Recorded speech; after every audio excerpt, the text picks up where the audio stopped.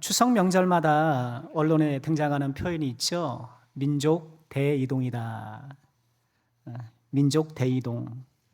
고향을 찾아, 가족을 찾아, 나라 전체가 움직이고 있잖아요. 이런 민족 대이동이 가능한 이유는 고속도로가 잘 뚫려 있기 때문이 아닌가 그런 생각을 해봅니다. 우리나라 도로 건설 이 수준은 세계 최고를 자랑하고 있죠.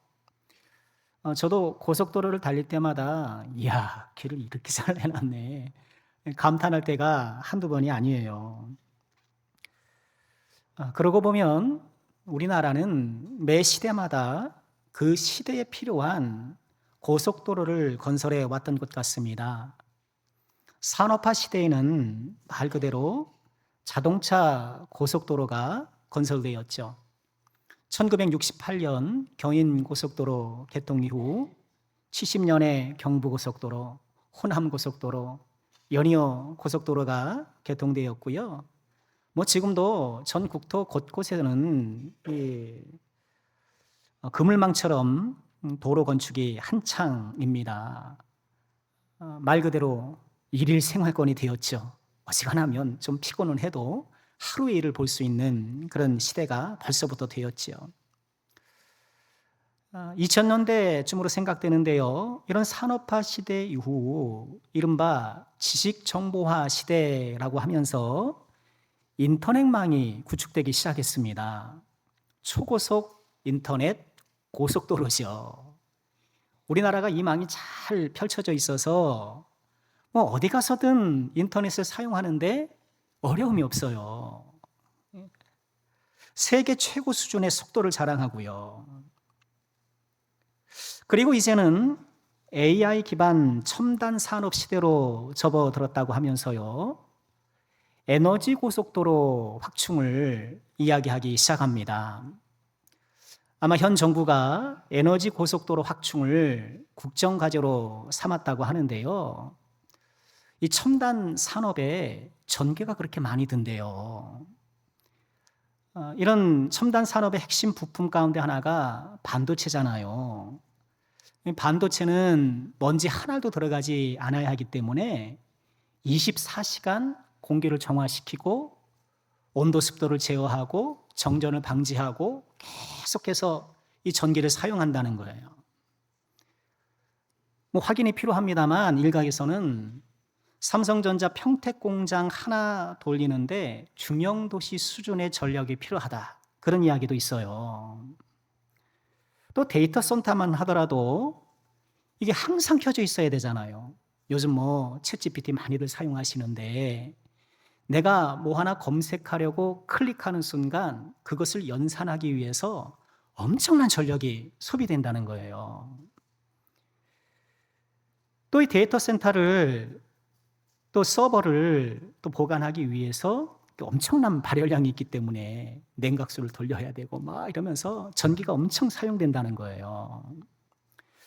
그러니 전기를 생산해서 전기가 필요한 곳에 원활하게 공급될 수 있게끔 에너지 고속도로를 확충한다라는 것은 중요하다라는 주장입니다. 그래요. 우리에게는 고속도로도 필요하고 인터넷망도 필요하고 또 에너지 고속도로도 필요하겠지만 우리 인생에 꼭 필요한 도로가 있습니다. 바로 오늘 말씀에서 우리에게 주시는 시온의 대로예요. 5절에 이런 말씀을 하십니다.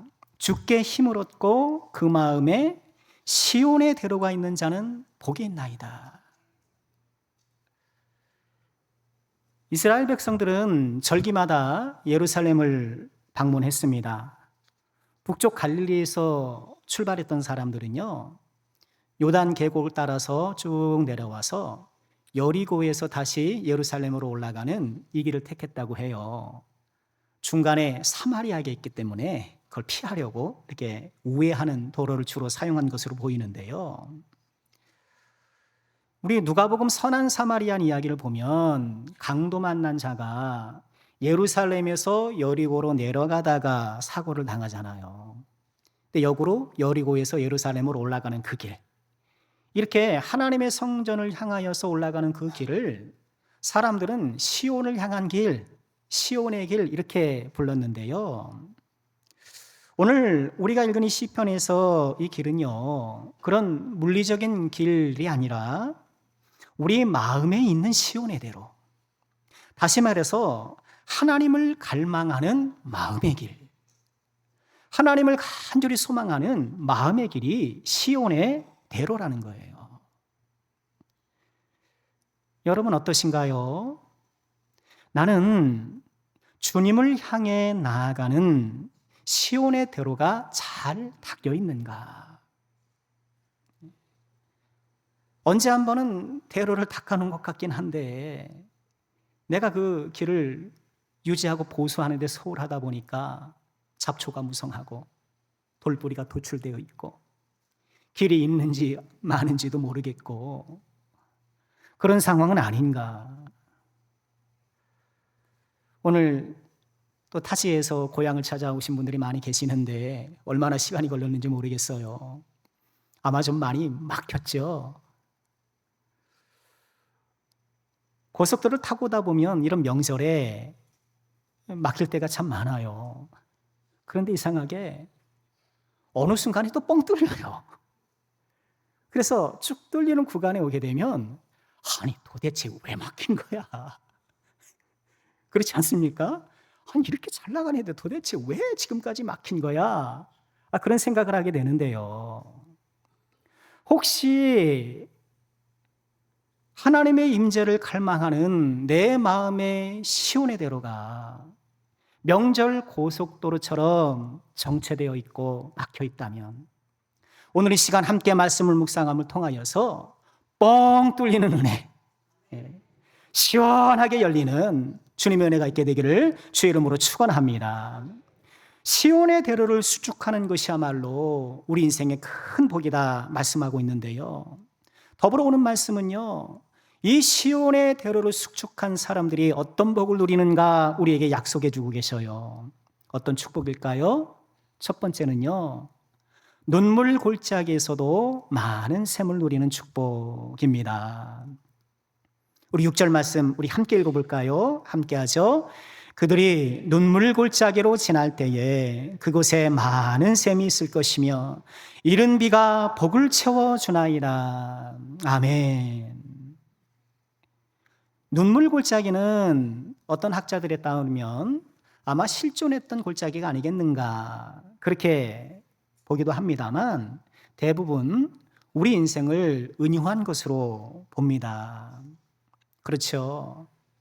우리 인생은 눈물 골짜기, 눈물 골짜기를 우리가 지금 살아가고 있는 것이죠. 척박한 광야 인생을 살아가면서 이 세상 자체가 죄로 오염되어 있고 나와 너가 우리 모두가 죄인일 수밖에 없는 죄인들이 서로 부대끼며 살아가는 이 상황에서 어떻게 눈물이 나지 않을 수 있어요? 이 세상을 살아가면서 눈물 골짜기를 지나지 않는 사람은 아무도 없어요. 여러분, 돈 많은 사람들, 지위 높은 사람들은 눈물이 없을 것 같은가요? 그렇지 않아요. 대한민국에서 신경정신과가 가장 운집해 있는 곳이 어디입니까? 서울 강남이에요. 청담동이에요. 돈 많은 사람들이 찾아가서 상담받는다는 거예요. 가진 사람은 가진 대로, 못 가진 사람들은 못 가진 대로, 배운 사람은 배운 대로, 못 배운 사람들은 못 배운 대로 다 눈물 골짜기 지나가고 있는 거예요. 우리 인생 곳곳에 시련의 눈물 골짜기가 있잖아요. 내 가정이 평안하다 싶으면 직장이 흔들리고 얼마나 요즘 어렵습니까? 취업하기도 힘들고 취업한 회사 계속 다니기도 어렵고 직장이 흔들리고 그래도 내가 노력해서 직장이 평안하다 싶으면 어느새 건강이 흔들리고 내 몸에 그런 것들이 자라고 있었던 거예요. 뒤늦게 발견한 거예요. 직장도 건강도 괜찮지만 가정 내 오랜 불화로 갈등을 누리고 사는 사람들도 있고요. 갈등을 누린다는 건 말이 안 됩니다만 품고 살아가는 것이죠. 우리 지금 추석 명절을 맞고 있는데 명절이 꼭 반갑지만은 않은 경우도 있어요. 뭐 명절이니까 다 모이기는 하는데 부모 자식 간에 형제 간에 오랜 응어리가 있어서 힘들기도 하고, 또 함께 모이면 자꾸 비교도 하게 되는 거예요.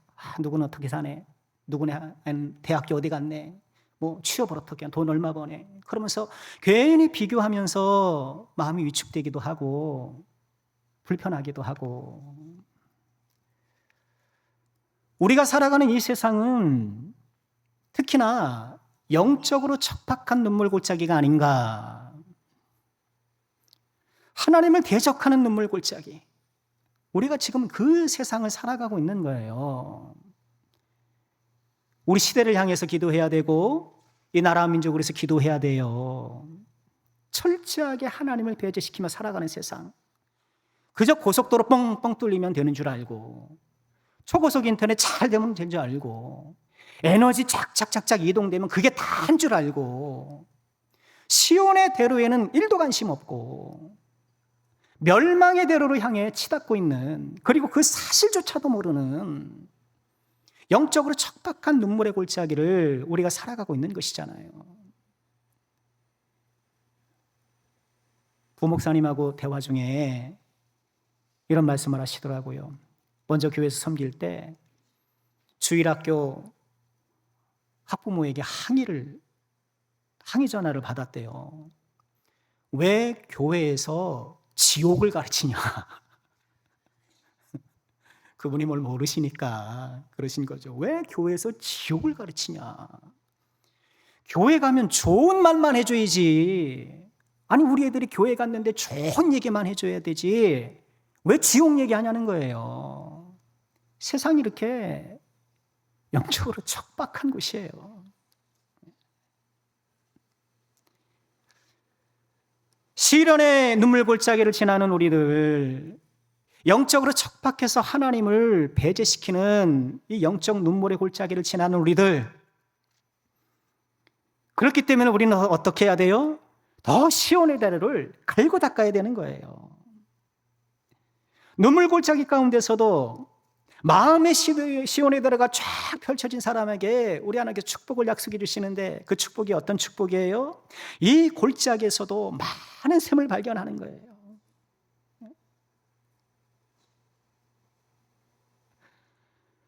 하나님이 주시는 은혜의 샘물, 세상이 줄 수 없는 기쁨과 평안, 시련의 골짜기가 막을 수 없고 척박한 영적 골짜기가 감출 수 없는, 오히려 그 딱딱한 표면을 팍 뚫고 분출되는 영혼의 샘물.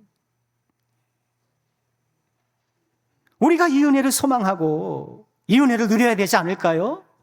누구에게 그런 은혜를 주시나요? 마음의 시온의 대로를 갈고 닦는 사람, 시온의 대로가 펼쳐 있는 사람. 특히 6절 우리 말씀 보시면은요, 하반절에 이렇게 말씀을 하시죠. 그들이 눈물 골짜기로 지날 때 그곳에 많은 샘이 있을 것이며 이른 비가 복을 채워주나이다. 이른 비가 복을 채워주나이다. 그런데 이 부분에서 여기 복이라고 번역된 단어가 브라코트인데요, 이 단어가 철자 그대로 웅덩이와 같은 뜻이래요. 웅덩이로도 번역할 수 있다는 거예요. 그래서 다수의 영어 성경과 영어 성경들은 풀로 번역해요. 이렇게 웅덩이, 풀, 풀장할 때 풀 있잖아요. 풀로 번역을 하고, 또 우리 현대어 성경이나 기타 한글 성경, 특별히 2021년에 발간된 대한성서공회 새번역 개정판은요, 이렇게 번역을 해요. 그들이 눈물 골짜기를 지날 때에 그곳이 샘터가 되고 이른 비가 웅덩이들을 채웁니다. 웅덩이들을 채운다는 거예요. 눈물 골짜기를 지나면서 마음속에 웅덩이 하나 없는 사람이 어디 있겠어요? 상처의 웅덩이 없는 사람이 어디 있겠어요? 움푹 패인 마상의 웅덩이. 누구한테 얘기하자니 좀 부끄럽기도 하고, 뭘 그런 걸 가지고 그러냐, 이렇게 핀잔 들을까 봐 꼭꼭 감추고 있는 이 마음의 웅덩이들. 그런데 그 웅덩이를 누가 채워줘요? 시온의 대로를 구축하면서 하나님의 은혜의 샘물을 발견하고자 하는 사람들, 그 웅덩이가 하나님의 축복으로 채워지는가. 우리 사랑하는 모든 제정들이 이런 은혜를 누리시길 주의 이름으로 축원합니다. 요한복음 4장의 사마리아 여인 우리가 잘 기억하고 있잖아요. 남편이 5이었어요. 그것만으로도 그 여인이 어떤 인생을 살았는지 눈에 선하잖아요. 사람들을 피해서 한낱 정오가 되어야 물길으로 갈 찬스를 얻는 거예요. 사람들과 잘 단절될 삶을 살아요. 야곱의 우물에서 겨우 물을 기르며 살아가려고 하지만 그녀의 목마름을 채울 수가 없었어요. 그 여인에게 예수님이 다가가신 거예요. 예수님이 찾아가신 거예요. 이렇게 말씀을 하셔요. 예수께서 대답하여 이르시되 이 물을 마시는 자는 다시 목마르느니와 내가 주는 물을 마시는 자는 영원히 목마르지 아니하리니 내가 주는 물은 그 속에서 영생하도록 솟아나는 샘물이 되리라. 예수님께서는 이 말씀으로 그녀의 눈물 골짜기 같은 인생, 온갖 상처의 구덩이를 품고 살아가는 그 여인의 마음속에 시온의 대로를 건설하신 거예요. 시온의 대로를 열어주신 거예요. 우리 사랑하는 모든 죄정들이 우리 예수님이 우리 마음 가운데 열어놓기 원하시는 이 시온의 대로, 이 시온의 대로 수축함을 통하여서 하나님 주시는 놀라운 은혜를 누리시길 주의 이름으로 축원합니다. 우리 마음의 구덩이를 메워주시는, 그래서 눈물의 골짜기, 이 박하 골짜기가 축복의 웅덩이가 되는, 브라가 골짜기가 되는 하나님의 놀라운 은혜를 누리시기를 주의 이름으로 축원합니다. 시온의 대로가 잘 닦여 있는, 그래서 하나님의 임재를 간절히 사모하는 자에게 주시는 두 번째 축복은 뭘까요? 힘을 얻고 더 얻는 축복. 저는 말씀이 너무 좋아요. 힘을 얻고 더 얻는다. 우리 7절 말씀도 함께 읽어볼까요? 함께 하죠. 그들은 힘을 얻고 더 얻어나아가 시온에서 하나님 앞에 각기 나타나리니. 힘을 얻고 더 얻는다는 거예요. 눈물 골짜기에서 은혜의 샘물을 발견하여서 내 마음의 웅덩이를 하나님의 축복으로, 하나님의 은혜로 채운 그 사람은요, 힘을 얻어서, 힘을 얻고 더 얻어서 하나님께 나아간다는 거예요. 힘을 얻고 더 얻는다라는 것이 문자적으로 힘에서 힘으로, 우리 학교에서 배웠던 from to거든요. 힘 from to him 이런 거거든요. 아니 from him to him. 힘에서 힘으로 점점점 강해진다는 거예요. 그런데 이런 점점 강해지는 이런 경험은요, 우리 인생에서 흔히 경험하는 것과는 정반대예요. 길을 걸으면 걸을수록 힘이 빠지는 것이 일반적이잖아요.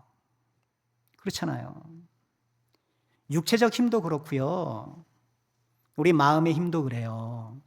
마음의 힘도 내가 어떤 일을 처음 시작했을 때 가졌던 그 마음의 다짐이 그 길을 가면서 퇴색되는 경우가 일반적이에요.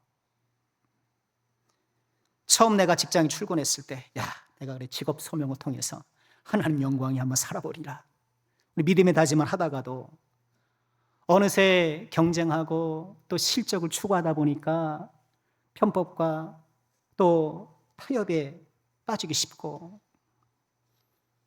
우리 다 결혼할 때 송원서약 하시지 않습니까? 검은 머리가 팥뿌리가 될지언정, 그죠? 이 사람을 사랑하겠습니다. 섬기겠습니다.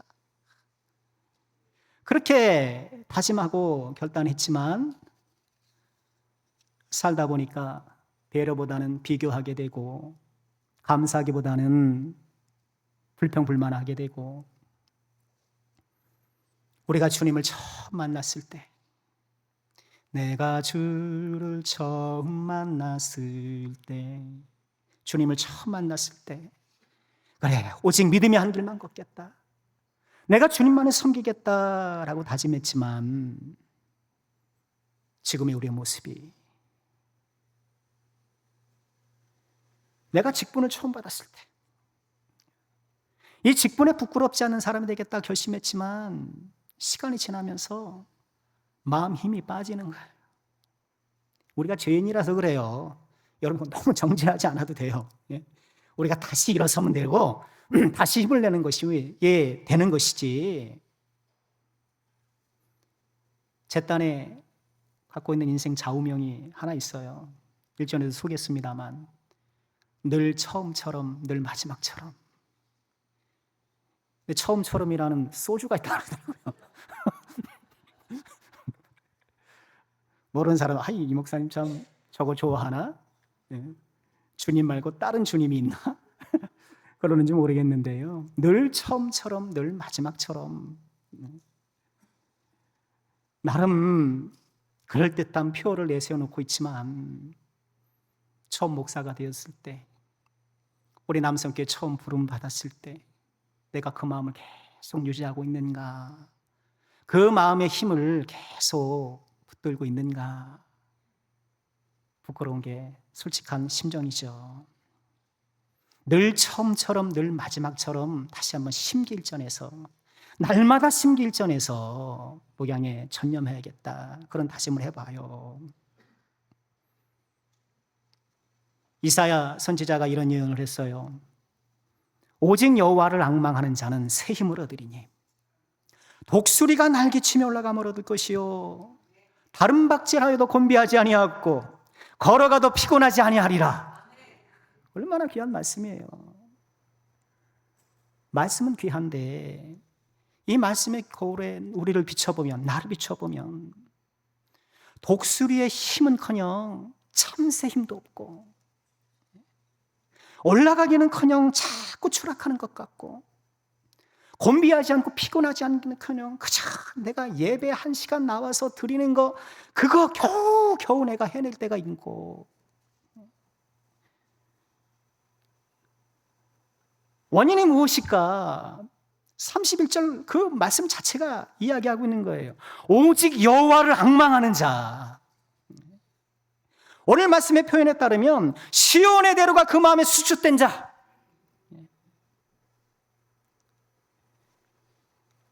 우리 사랑하는 모든 죄종들, 정말 내 마음속에 시온의 대로가 수축되기를 소망하시고 실천하시길 주의 이름으로 축원합니다. 시온의 대로의 수축을 저는 성령의 임재, 우리 성령님의 임재라고 저는 그렇게 적용하고 싶어요. 하나님의 임재를 간절히 소망하는 것.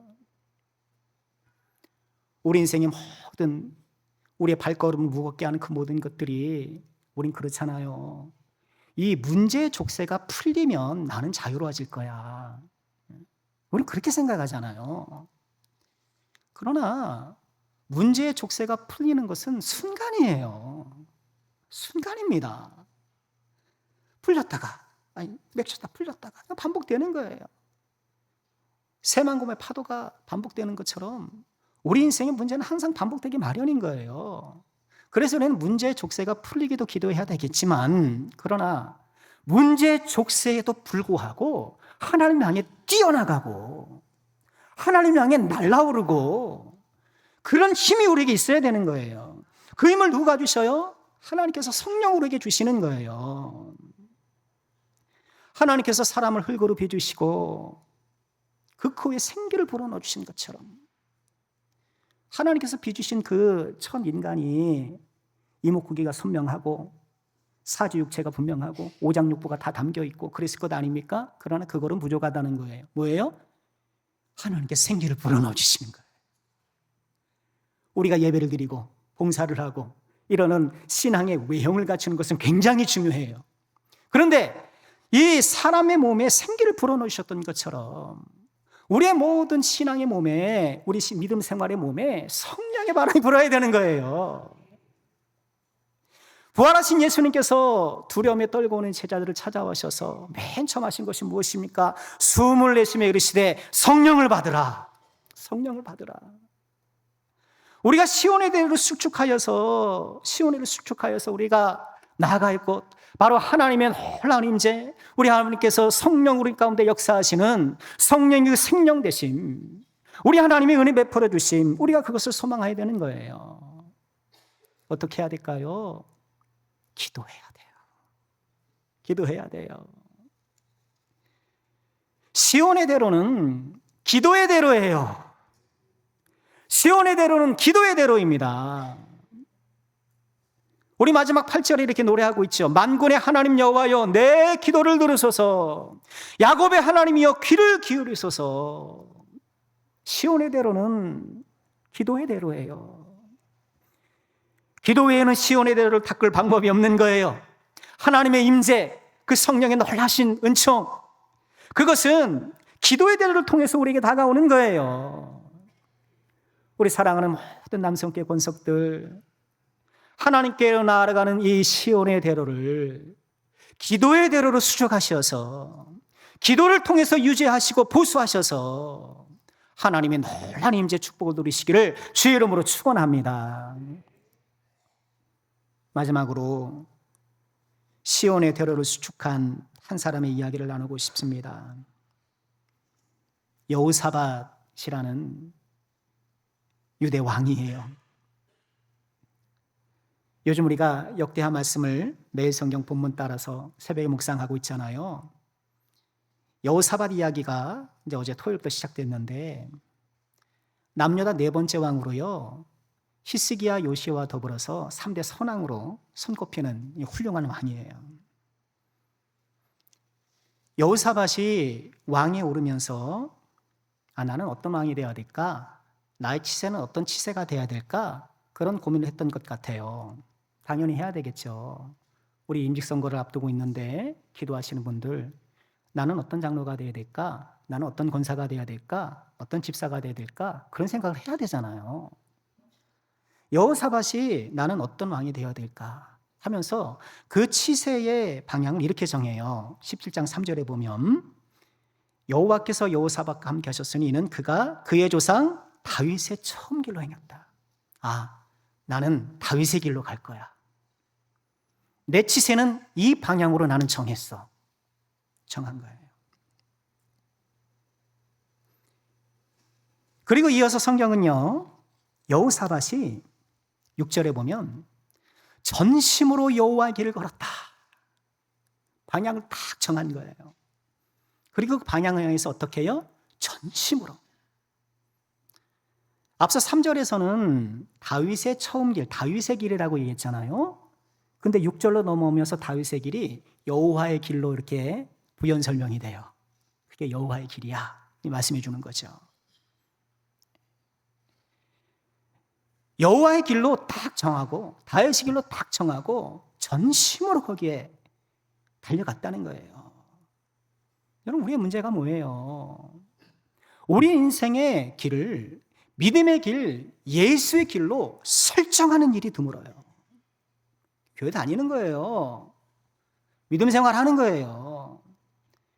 나는 믿음의 길을 가리라, 예수의 길을 가리라 분명히 딱 정하고 결단하고, 그리고 그 길을 여호사밧이 전심으로 갔다는 거예요. 또 우리의 문제는 뭐예요? 믿음의 길, 예수님의 길을 간다고 다짐은 했어도 나의 온 마음이 with all my heart가 못 되는 거예요. 마음이 나뉘어지고 내 자신을 온전히 드리지 못하고 온전히 신뢰하지 못하고 믿을 만한 것만 믿는 거예요. 온전히 순종하지 못하고 선택적으로 순종하는 거예요. 여호사밧은 전심으로 그 길을 갔다. 또 그의 전심이 어떻게 드러납니까? 6절 다시 보시면 산당들과 아세라 목상들을 유다에서 제거했다. 그의 전심은 제거하는 것, 우상을 제거하고 믿음의 길에 있어서 불필요한 것들을 제거함으로 나타나는 거예요. 그게 전심이에요. 내가 주의 길을 간다고 말은 그렇게 하면서도 여전히 끌어안고 있는 것들, 여전히 붙들고 있는 것. 우리가 지난 주일에 모든 무거운 짐과 무거운 것과 얽매인 것을 벗어버리자 히브리서 말씀을 함께 나눴잖아요. 일맥상통하는 말씀이겠죠. 이어서 마지막 중요해요. 여호사밧이 한 일을 역대하니 이렇게 우리에게 전해줘요. 그가 왕위에 오른 지 3년에 그의 방백들, 신하들이잖아요. 관료들을 벤하일, 오바디아, 스가랴 뭐 이런 사람들을 보내요. 유다 여러 성읍에 가서 가르치게 했다. 관료들을 유다 곳곳에 막 파견하는 거예요. 근데 관료들만 파견한 게 아니라 또 그들과 함께 레위 사람, 스마다, 느다냐, 이런 사람들, 레위 사람들을 보내고 또 저희와 함께 제사장 엘리사마 여호 사람을 보냈다. 그들이 여호와의 율법책을 가지고 유다에서 가르치되 그 모든 유다 성읍들로 두루 다니며 백성들을 가르쳤다. 지금 여호사밧이 못하는 건가요? 관료들과 제사장, 대제사장을 유다 곳곳으로 파견하는 거예요. 말씀의 길을 내고 있는 거예요. 말씀의 길을 내고 있는 거예요. 유다 방방곳곳에 아마 가르치는 실무는 제사장들이 했을 것 같고 이 관료들은 행정적 지원을 했을 것 같고 어쨌든 유다 방방곳곳에 사람들을 파견해서 말씀의 길을 내는 거예요. 하나님의 말씀이 유통되도록 고속도로를 통해서 사람과 물자가 유통되고 인터넷망을 통해서 지식과 정보가 유통되고 에너지 고속도로를 통해서 전기가 유통되는 것처럼 말씀의 길을 통해서 하나님의 말씀이 유통되는 것, 여호사밧이 지금 그 고속도로를 내고 있는 거예요. 그 고속도로를 내고 있는 거예요. 시온의 대로는 말씀의 대로예요. 우리 마음 가운데 이런 말씀의 대로가 잘 닦여 있는가? 혈관에 비유하면 말씀의 동맥이에요. 말씀의 동맥. 우리 심장에서 푹푹, 일본에도 뭐 수십 번씩 뿜어나오는 그 피가 동맥을 통해서 온몸 구석구석으로 흐르는 것처럼 시온에서 뿜어져 나오는 하나님의 말씀이 나의 인생과 삶, 나의 심령과 생활 곳곳으로 퍼져나가는 것. 이 말씀의 길이 잘 닦여 있는가? 하나님의 말씀이 우리의 입술에는 미치지만 마음에는 미치지 못하고 우리의 머리에는 미쳤지만 손가락에는 미치지 못하는 영적인 동맥 경화가 일어나고 있는 것은 아닌가? 여호사밧이 시온의 대로 수축하고 있는 거예요. 말씀의 고속도로를 그 안에 내는 거예요. 우리 사랑하는 모든 주의 종들, 말씀의 대로를 내시길 주의 이름으로 축원합니다. 말씀 우리 마음과 우리 생활 곳곳에 파고들 수 있도록 우리의 생각을 바꾸고 우리의 생활을 바꾸고 가치관을 바꾸고 인간관계를 바꾸고 이 말씀의 혈류가 우리 인생 몸에 곳곳에 퍼져서 건강한 하나님의 몸이 될 수 있도록 건강한 주의 교회가 될 수 있도록 말씀의 시온의 대로를 수축하는 우리가 꼭 되어야 되겠습니다. 시온의 대로는 어떤 대로인가요? 기도의 대로, 말씀의 대로, 2차선. 2차선. 기도의 대로, 말씀의 대로 이 두 차선이 우리 마음에 활짝 열릴 때 우리 하나님 약속하신 놀라운 복이 우리의 복이 될 줄 믿습니다. 말씀 마치겠습니다. 150편으로 되어 있는 우리 시편, 그 첫 시작이 무엇인지 잘 알고 계시죠? 복 있는 사람은 악인의 길을 쫓지 아니하고 죄인의 길에 서지 아니하고. 시편 150편의 첫 마디가 복 있는 사람이에요. 아쉬리 하이시, 그 사람은 얼마나 복된가. 우리는 주어로 번역했습니다만 감탄사예요. 이 사람 얼마나 복된가, 얼마나 복된가. 복된 사람이 어떤 사람이냐는 것이 시편의 주요 주제인 거예요.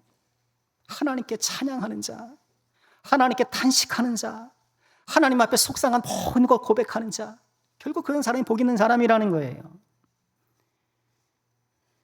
오늘 우리가 함께 나눈 시편 83편이 선언하고 있는 복 있는 사람은 어떤 사람입니까? 그 마음에 시온의 대로가 수축되어 있는 사람, 하나님을 향한 기도의 대로가 수축되어 있고 하나님으로부터 주시는 말씀의 대로가 수축되어 있는, 그래서 하나님의 놀라운 은혜와 하나님의 임재를 체험하는 사람, 그런 사람에게는 눈물 골짜기가 변하여 축복의 골짜기가 되고 힘을 얻고 더 얻어서 인생을 힘있게 살아가고, 우리 하나님께서 약속해 주시는데, 여러분, 이 약속이 그저 문자로 성경에 담겨있는 그 약속이 아니라 우리 마음에 새겨지는 약속이 되고 우리 생활에 현실로 나타나는 약속이 되고, 이 하나님의 귀한 은혜를 누리시는 복된 종들 되시기를 주의 이름으로 축원합니다.